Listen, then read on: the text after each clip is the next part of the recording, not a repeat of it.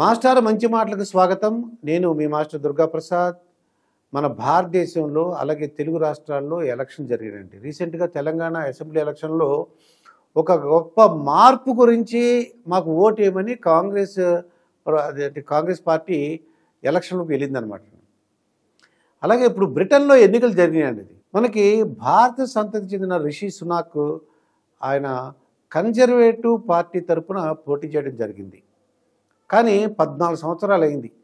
మొత్తం ఆ బ్రిటన్లో ఒక వ్యతిరేకత ఉందండి. ఇది ఎందువలన వ్యతిరేకత వచ్చింది? ఎక్కువగా వలసలు, అంటే ఆ దేశం నుంచి ఎక్కువ వలసలు వెళ్ళినాయి కాబట్టి మార్పు కోరుకున్నారు. తెలంగాణ రాష్ట్రంలో అయితే మార్పు అన్నారు. అదేవిధంగా ఇక్కడ లేబర్ పార్టీ వాళ్ళు 14 సంవత్సరాలు కష్టపడ్డారు, మమ్మల్ని మాది గెలిపించమని అడిగారు అన్నమాట అండి. ఏంటి ఏ స్లోగన్తో? మార్పు. ఈ దేశంలో మార్పు ఉండాలంటే దేనికి మార్పు ఉండాలి? ఇక్కడ వలసలు ఎక్కువైపోయినాయి, ఉద్యోగాలు లేక, అలాగే నిత్యావసర వస్తువులు కూడా రేట్లు ఎక్కువైపోయినట్టండి. దీంతో ప్రభుత్వం మీద వ్యతిరేకత వచ్చింది. 14 సంవత్సరాలు అయింది, మార్పు కోరుకోండి, మేము నూతన ప్రభుత్వానికి మీరు దానికి సపోర్ట్ చేయమనేసి లేబర్ పార్టీ అడగటంతో కేర్ స్టార్మర్ ఆయన ప్రధాని కాబోతున్నమాట అండి. సుమారుగా ఈ ఎలక్షన్లో 40,000 పోలింగ్ స్టేషన్లు వాళ్ళు ఏర్పాటు చేశారు. అలాగే ఎంతమంది ఓటర్లు ఉన్నారండి? 4,60,00,000 మంది ఓటర్స్ ఉన్నారండి. ఇంతమంది ఓటర్స్లో 2019 చూసుకున్నట్లయితే 67% ఓటింగ్ జరిగింది. ఇక మొత్తం ఎన్ని సీట్లు ఉన్నాయండి? 650 సీట్లు ఉన్నాయి. అంటే లేబర్ పార్టీ అధికారంలోకి రావాలంటే ఒక మ్యాజిక్ ఫిగరు 326 అండి. అంటే 650లో సగం 325 + 1, అది ఈజీగా వచ్చేస్తుంది. మరి కన్జర్వేటివ్ పార్టీకి వచ్చేవి 130 సీట్లు అని చెప్పేసి ఎగ్జిట్ పోల్స్ అన్నీ కూడా చెప్పినాయి అనమాట అండి. అన్ని ఎగ్జిట్ పోల్స్ కూడా ఇక్కడ కన్జర్వేటివ్ పార్టీ ఓడిపోతుంది, రిషి సునాక్ అనేసి వచ్చి రిజల్ట్ వచ్చింది. ఆ రిజల్ట్లో ఆయన ఓడిపోయినందుకు రిషి సునాక్ భావోద్వేగానికి గురయ్యారండి. ఏంటి ఇంత కష్టపడి చేసాం మనం, జగన్మోహన్ రెడ్డి గారు ఏ విధంగా అయితే బాధపడ్డారో, అవ్వాతాతల ప్రేమ ఏమైంది, ఆ అమ్మ ఓడిపోయే తల్లిళ్ళు ఏమైంది అన్నట్టుగానే ఈయన భావోద్వేగానికి గురయ్యారు.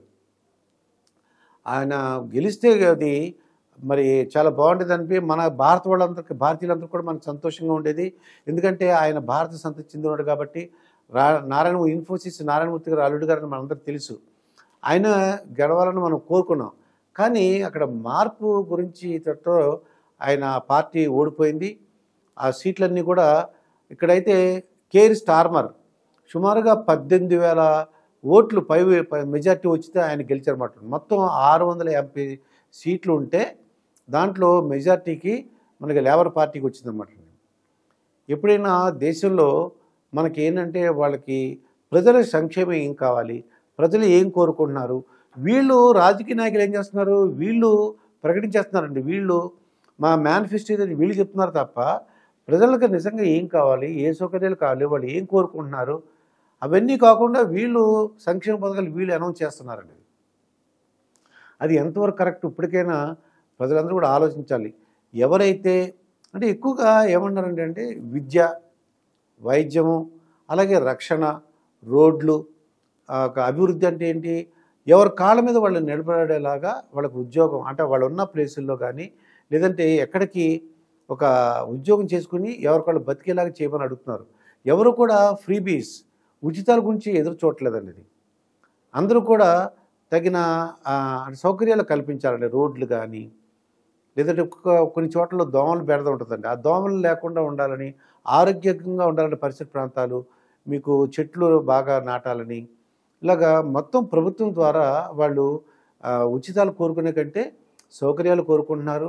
అలాగే వాళ్ళ రక్షణ కోరుకుంటున్నారండి. అలాగే ట్రాన్స్పోర్ట్ కూడా ఎక్కువసార్లు ఏం చేస్తున్నారంటే ఎలక్ట్రిసిటీ రేట్లు పెంచేస్తున్నారండి.